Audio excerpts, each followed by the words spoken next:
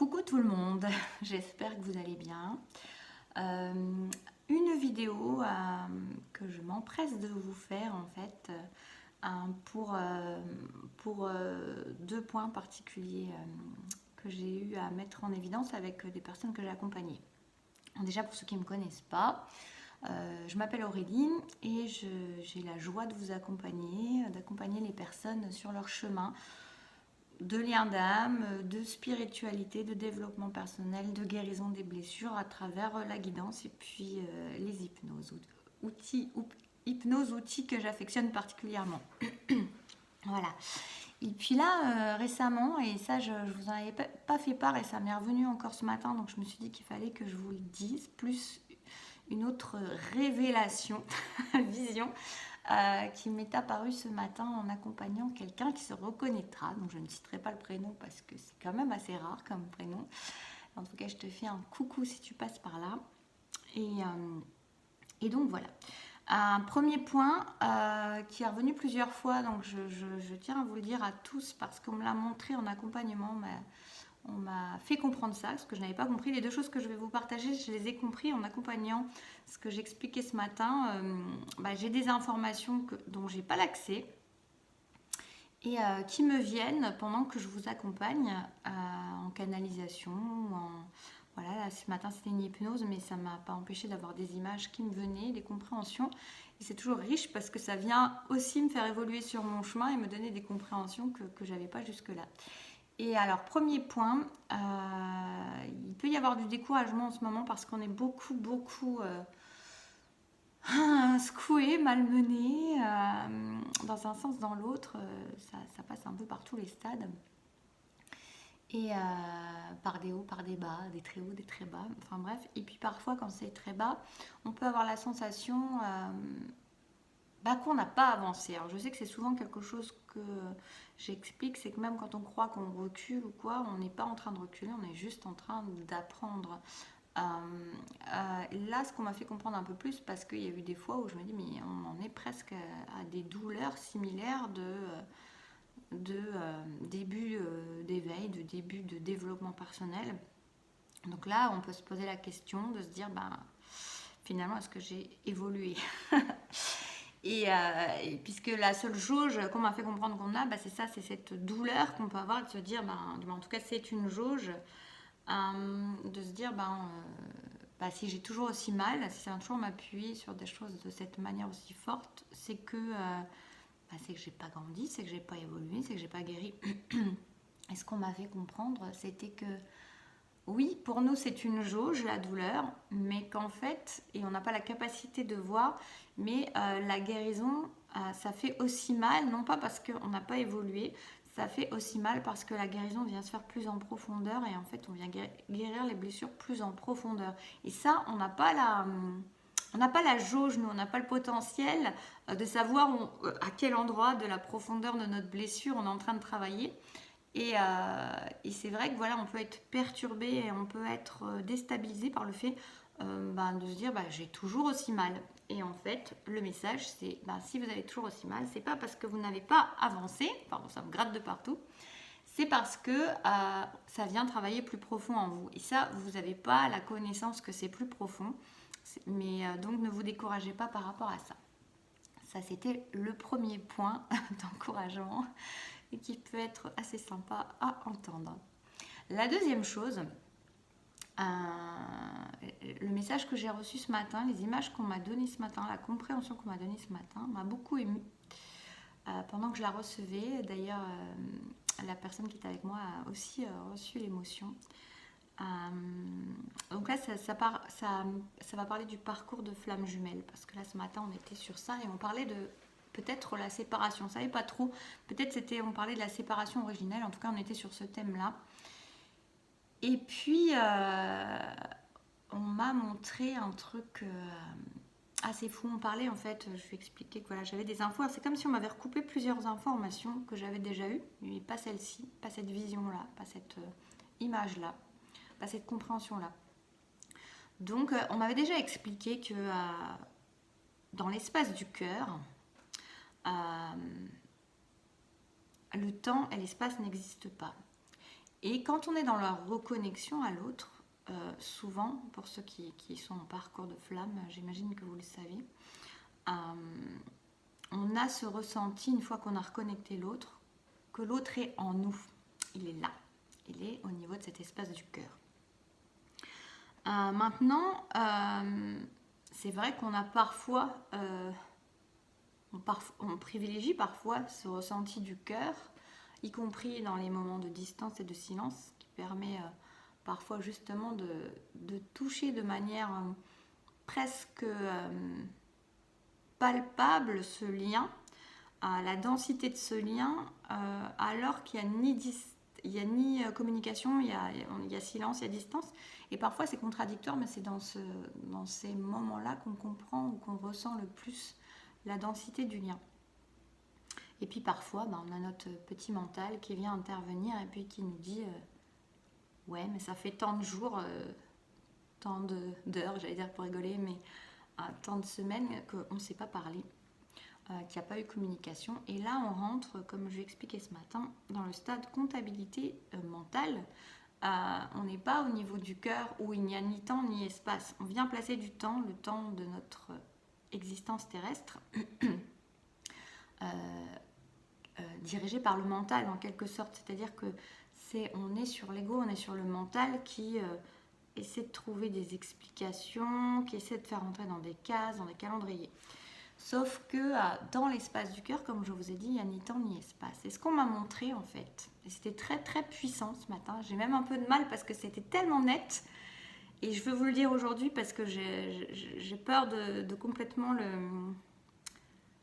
que ça devienne trop flou. Ça l'est déjà plus que ce matin, donc voilà, je me suis dit, j'étais assez pressée, mais j'ai dit tant pis, il faut que je fasse la vidéo maintenant.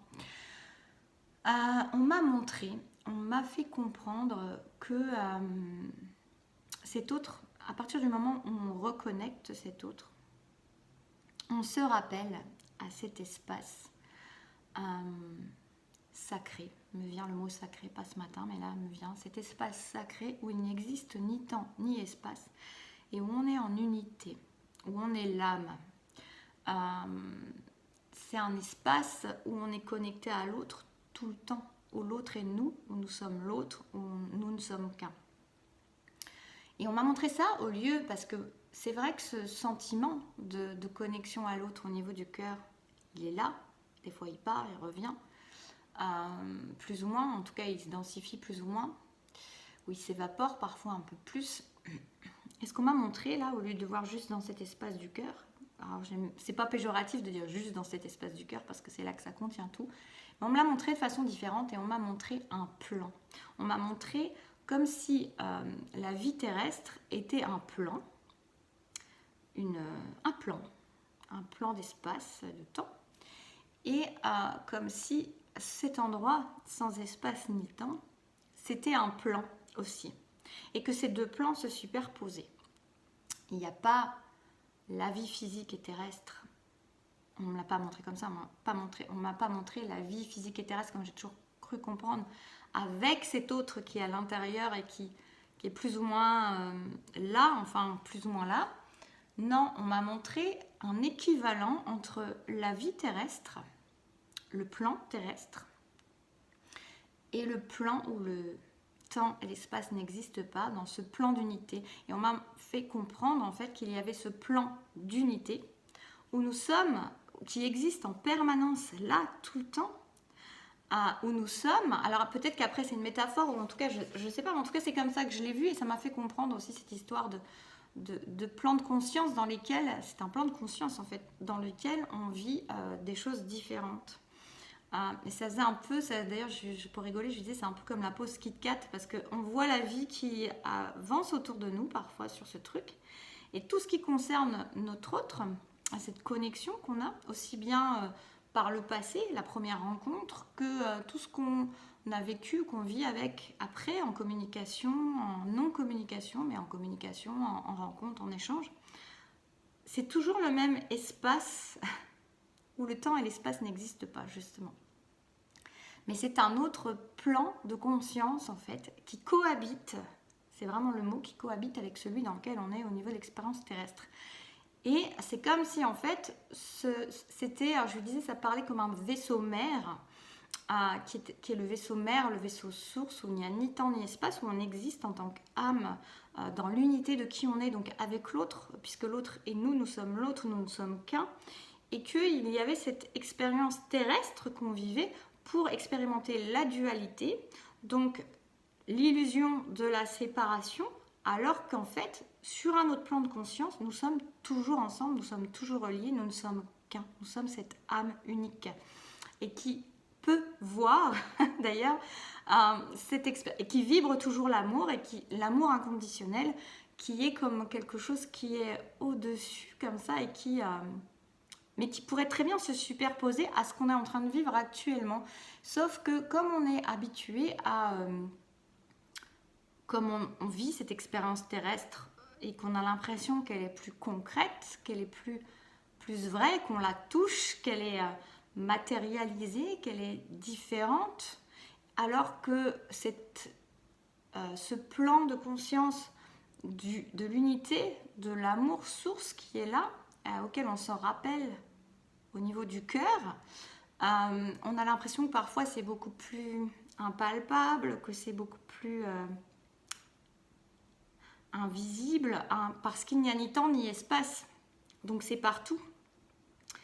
C'est partout et c'est tout le temps, mais c'est pas mis en matière de la même manière. Et c'est pas pour ça que ça n'existe pas autant.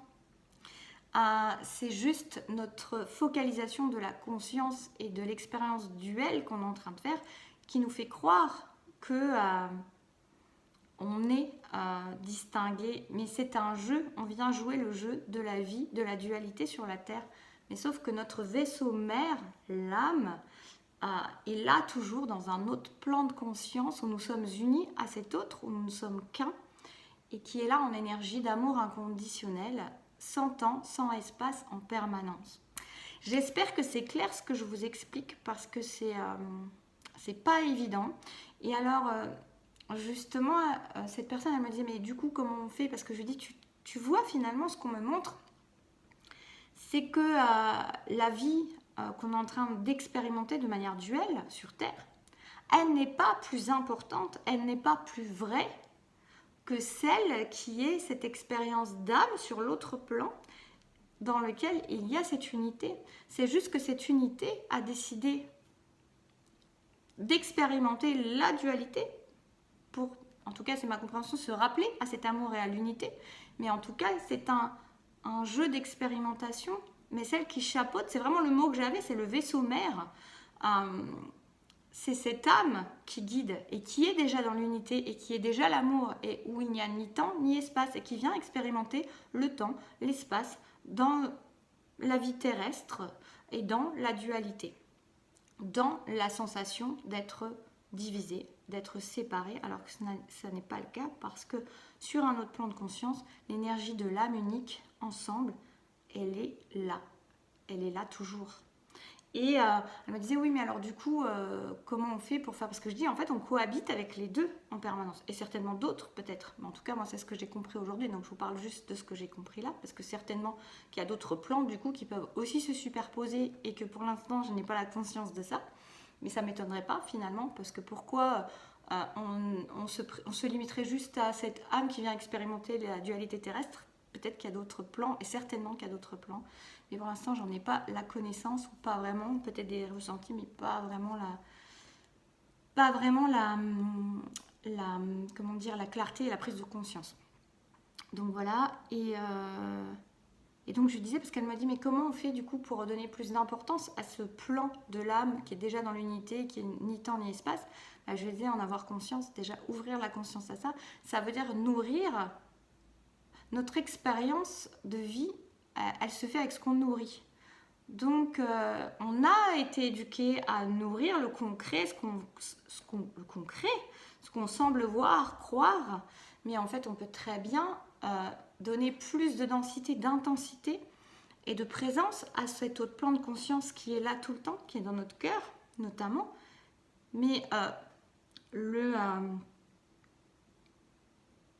lui donner plus de présence dans nos pensées, dans notre vibration, en sachant, en prenant véritablement conscience que ce plan, il est là tout le temps, que cet autre plan qui est peut-être plus invisible à nos yeux, il est là tout le temps. C'est pas parce qu'il n'a pas la notion de l'espace et du temps qu'il ne peut pas s'intégrer, se superposer à cette vie duelle dans laquelle on est en train d'expérimenter au niveau de la Terre. Voilà. Je pense que j'ai tout dit. J'espère que ça pourra vous éclairer. Si vous avez des questions par rapport à ce que je viens de dire, parce qu'il y a des choses qui vous paraissent pas claires, c'est possible parce que bon, voilà, c'est vraiment une prise de conscience du jour qui m'a vraiment beaucoup émue et sur laquelle je pense que je vais méditer et essayer de la ressentir un peu plus fort. D'ailleurs, c'est à ça qu'on a été travailler en hypnose du coup après, parce que c'est les informations que j'avais eues pour cette personne. Donc si vous avez des questions, qu'il y a des choses que j'ai pas bien, qui vous paraissent pas claires dans ce que j'ai expliqué, n'hésitez pas à me faire un commentaire sous la vidéo pour me dire, et puis j'essaierai de répondre si j'ai compris, si je peux. Et je vais vous mettre aussi, je vous mets comme d'habitude le lien de mon site si vous avez envie, si vous êtes appelé, si vous sentez appelé à un accompagnement avec moi, que ce soit en guidance, en hypnose, ou les deux. Vous voyez, je fais des packs, vous pouvez voir. Il y a même la boutique des hypnoses pour ceux qui ne connaissent pas, avec des hypnoses en autonomie, si vous voulez. Voilà, moi je vais me dépêcher parce que j'étais pressée, mais j'espère que ça aura pu vous éclairer. J'avais envie comme un appareil photo qui prend un flash de l'instant, des compréhensions qui viennent d'être faites. Elles sont peut-être pas complètement matures, mais ça me paraissait tellement net et tellement fou et tellement émotionnel. Il y a vraiment eu beaucoup d'émotions pour moi, pour l'autre personne aussi. Donc voyez si ça vous parle, si ça résonne en vous, et puis je vous dis à bientôt, prenez soin de vous.